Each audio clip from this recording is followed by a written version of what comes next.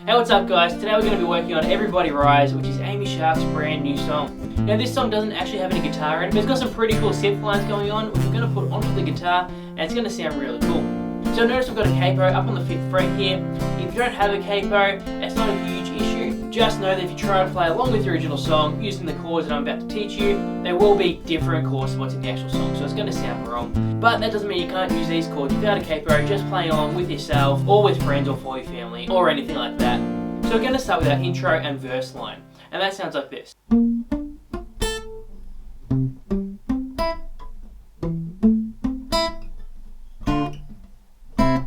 So we start off with an F chord.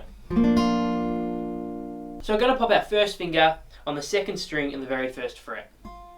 Our 2nd finger on the 3rd string in the 2nd fret. Then our 3rd finger up on the 5th string in the 3rd fret. And our 4th finger just below that on the 4th string, also in the 3rd fret. And what we're going to do is we're going to pick one string at a time. The 4th string, the 3rd string, the 2nd string, and then the 1st string.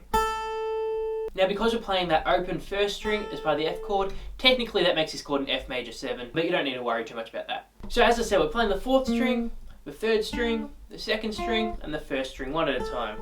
I'm actually going to palm mute the 4th, 3rd, and 2nd strings. So what that means is I'm taking the side of my palm here and just resting it on the strings right back near the bridge there. So we get this sort of muted sound. And notice I'm taking off that palm mute just for that high E string there. Then we're going to move to a G chord. And we're going to use the 3-finger G chord for this song. Now just for ease of use, I'm playing this using my 2nd, 3rd, and 4th fingers. So 2nd finger up on the 5th string in the 2nd fret, 3rd finger up on the 6th string in the 3rd fret, and then 4th finger down on the 1st string in the 3rd fret. Now if you just want to play it with your 1st, 2nd, and 3rd fingers, or 1st, 2nd, and 4th, like I'm sure a lot of you already know, that's perfectly fine too. But just to make those changes a little bit easier, I'm going to be using my 2nd, 3rd, and 4th. And we're going to do a similar sort of thing. So we're going to pluck the 6th string, the 4th string, the 3rd string, and the 2nd string. And again, we're palm muting the 6th string, the 4th string, and the 3rd string, and then playing that 2nd string normal. But still keeping it nice and short, so we still want to stop that quite quickly. Then we're moving to an E minor. And again, I'll use my 2nd and 3rd fingers of the E minor. If you want to use your 1st and 2nd, that's perfectly fine. So I'm popping my 2nd finger up on the 5th string in the 2nd fret. Then my 3rd finger just below that on the 4th string in the 2nd fret. And I'm going to do the same picking rhythm. So on the 5th string, the 4th string, the 3rd string, and the 2nd string. So far we have this with an F, G, E minor. Then we're going to play an A minor. So I'm going to pop my 1st finger on the 2nd string in the 1st fret, my 2nd finger up on the 4th string in the 2nd fret, then my 3rd finger just below that on the 3rd string in the 2nd fret. And we're just going to do one short strum, trying not to hit that 1st string at all. Now if it's easier for you, you can use your fingers, so plucking the 5th, 4th, 3rd, and 2nd strings. And then we're going to go back to that G and do the same thing. So altogether that sounds like this.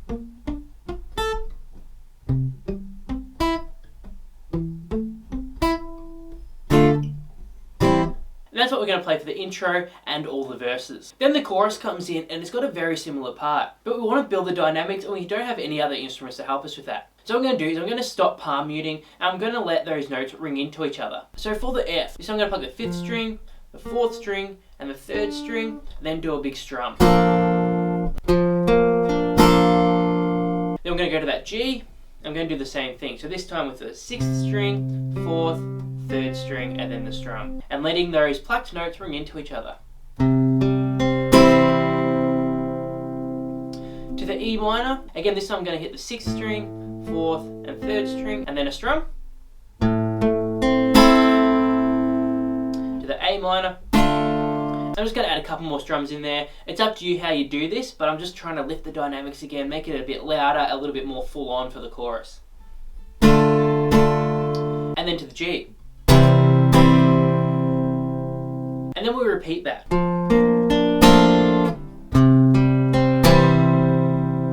But this time, instead of going to that E minor, I'm going to go to a C. I'm going to hit the 5th string, the 4th string, and the 3rd string before the strum.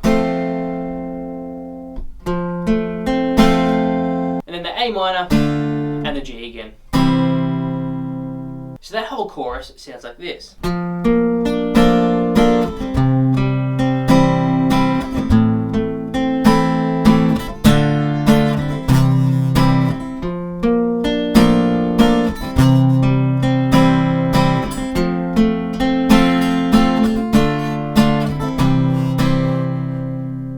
And that's the chorus. So our form so far, we have the intro, so we do that first chord progression once.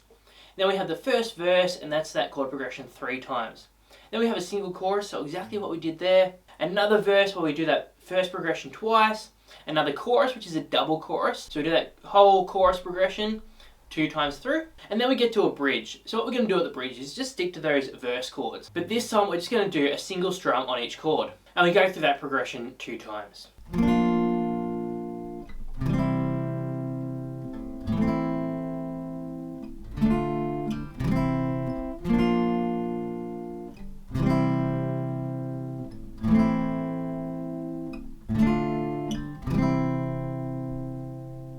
Then we do that intro again. And